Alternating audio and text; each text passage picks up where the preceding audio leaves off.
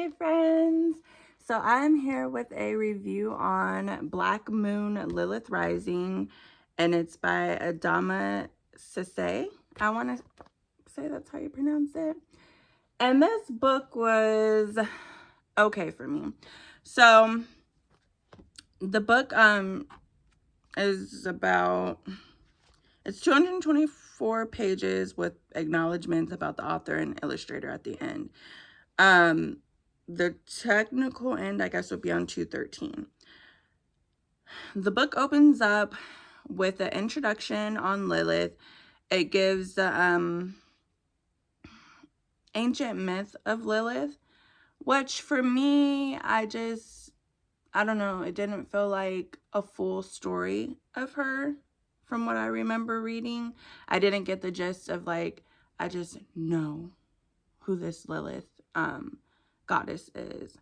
I got like, you know, little bits and pieces. Maybe I just didn't read it correctly. Maybe I didn't like focus in on it like I should have when I was reading. But for me, it was just like, okay, like, And then it gives the astrology of Black Moon Lilith Rising, and then Black Moon Lilith through the zodiac signs, and Black Moon Lilith through the astrological houses.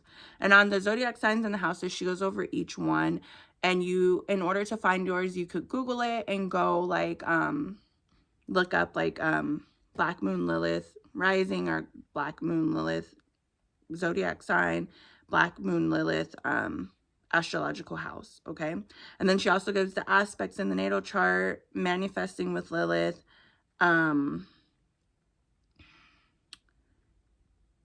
ancestral trauma, and healing with Lilith, a 13-day self-empowerment. So once you find out, I would read through the whole book. This is what I plan on doing, reading through. I read through the whole book, and then I'm going to go back, because as I was reading, I was like looking up like, what's my husband's, what's my daughter's, and it just like all kind of melts together. So I want to just kind of go back and just focus on mine so that I can look more into like who Lilith is for me and what that looks like in my life, and so that I can have that down. And then she does the 13-day like self-empowerment thing, and that to me seemed really, really beautiful. I call it a ritual. She calls it self-empowerment, but I'm going to go ahead and try that. I'm in Aries, and my birthday will be here soon.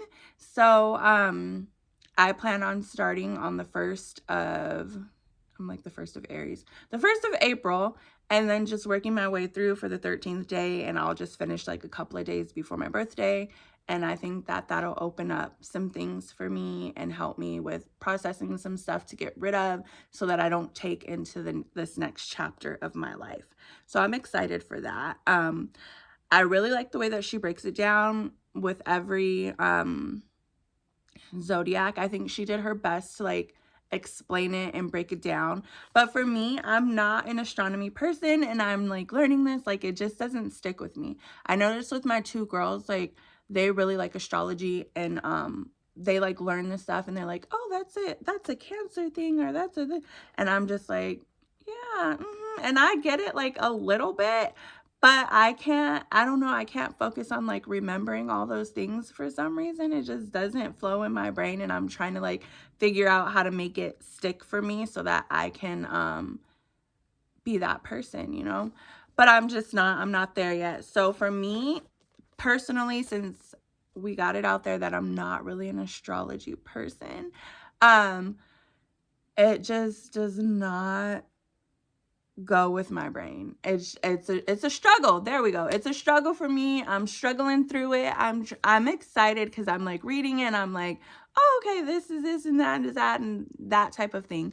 But it's a struggle for me to put like all the moving pieces together that you need to put together for astrology. It's a struggle for me to remember all the things that you need to remember for astrology. And I think I've even heard, like I've taken an astrology class, and the lady said she still uses books. She's like, there's so much in astrology that it's like ridiculous. Like there's no way you can get away with it without like having like whatever your core books are for yourself to remember everything that you need to remember. And I'm like so handsy talky. I don't know why, but that's just me. Sorry, y'all.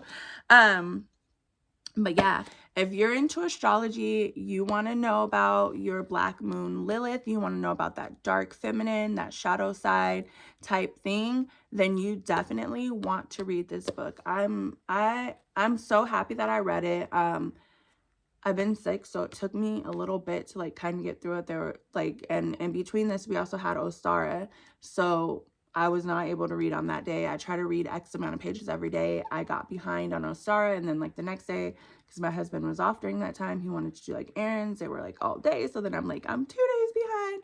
But I finished it last night, and I'm like, let me go ahead and shoot this video and get it out there so that I can just have this done.